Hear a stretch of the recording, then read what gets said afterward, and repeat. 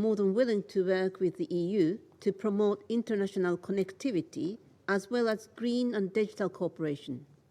Our security cooperation has also deepened. The EU and Japan have conducted more than 25 joint anti-piracy exercises in the Gulf of Aden. Japan and the EU are a global strategic partner to support the three pillars of United Nations, as High Representative mentioned: peace and security, sustainable development, and human rights, as we share the fundamental values of democracy and freedom. We deeply appreciate the EU and its membership's active participation in the open debate on the rule of law in internal European legislation, and part of these deliveries to cast away any doubt about the peaceful nature and the peace-loving nature of the European Union.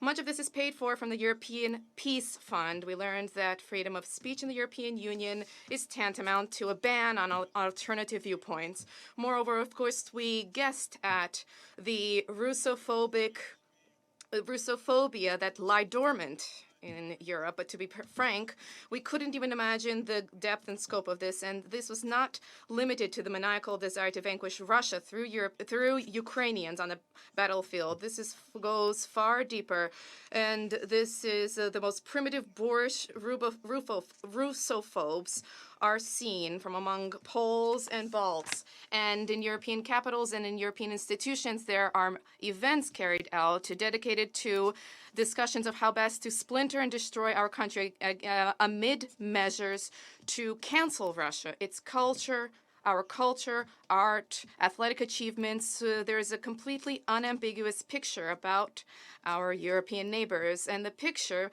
gives rise to a desire to shut the door and possibly using a deadbolt until these obscurantist and Russophobic turmoil comes to an end. Russia has been labeled as the main, essentially sole threat to European security. Some kind of a taboo is now discussions about the possibility of discussing a shared security system, common security system with the Russian Federation. Discussions are only allowed about collective security against Russia. Any issues in Brussels come up against the following answer, that Russia itself is to blame.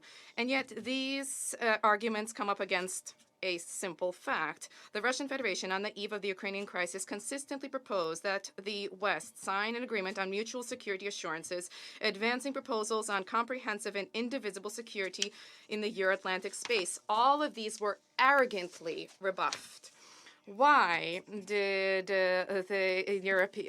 through this partnership since 2009 advanced a completely different logic about the need for severing ties with Russia, placing our shared neighbors before a choice, Russia or the EU, the logic which was made clear in the agreement on association between the EU and Ukraine, which triggered the Maidan coup in 2014.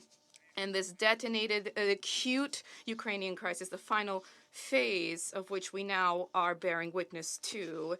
Today, we understand perfectly well that all of these tales about good neighborliness, partnership in a common space were a mere smokescreen in the lead up to the confrontation with Russia using our shared neighbors. The most pliant were Georgia and then Ukraine, who were chosen as pawns in the geopolitical confrontation with our country.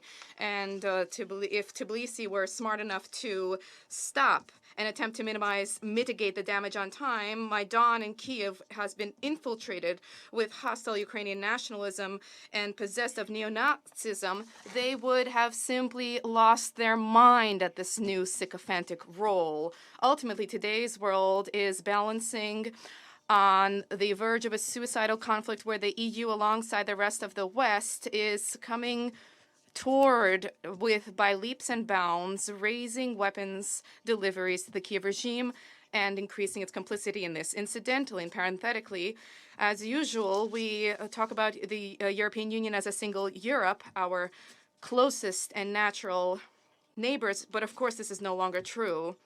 in military and political sense, the European Union before our eyes is losing its own legal standing and becoming a spineless appendage of another military bloc whose true goals, intentions,